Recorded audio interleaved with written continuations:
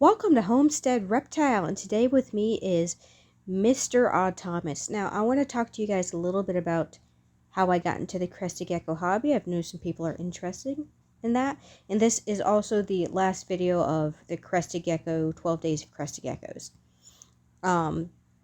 So let me talk to you guys about when I got my first crested gecko. So that was Obsidian Butterfly, and I did a video about her not too long ago.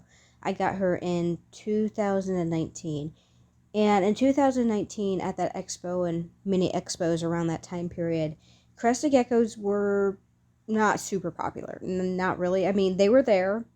There was a table or two that had them, but not compared to, ball pythons and leopard geckos. And even back in that time period when you went into pet shops, you might see a crested gecko.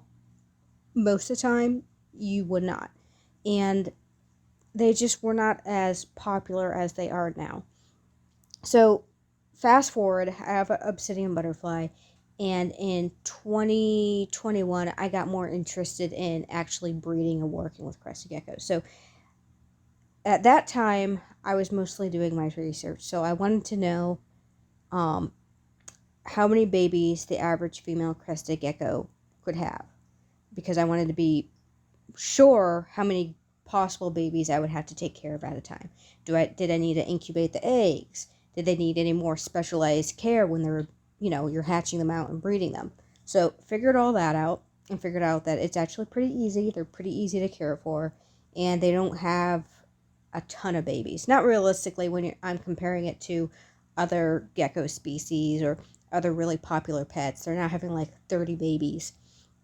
So they're having a reasonable number of babies. So after I figured that out, I was thinking about, okay, enclosures. It's like, if I want to have, how many crested geckos do I personally think I'd be able to care for? So I settled on the number of 20 adult breeders.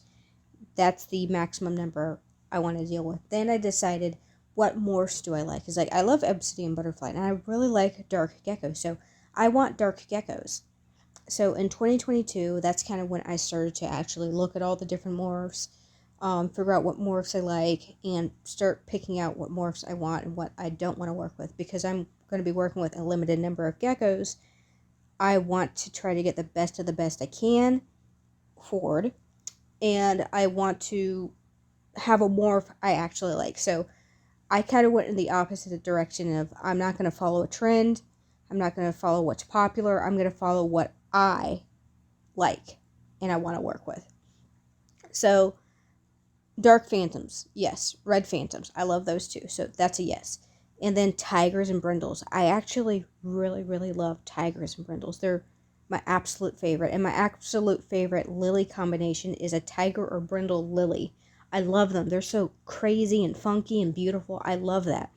So, I decided I want dark phantoms, I want red phantoms, I want tigers and brindles, and then it's like, okay, what else do I want? I want a few more morphs to work with. It's like, I found soft scales. It's like, I can just put soft scale into anything, and it's just better. So soft scale was on my roster. Then I was like, okay, lily white. It's like, I do like the different funky combinations. I love phantom lily whites. I love tiger lily whites. It's like, okay, that's on my roster. I want to make some cool, funky lily whites. Then in 2022, that's when the cap craze was happening. And it's like, first, I was not that impressed with cappuccinos. And I didn't quite understand why they're so ridiculously expensive.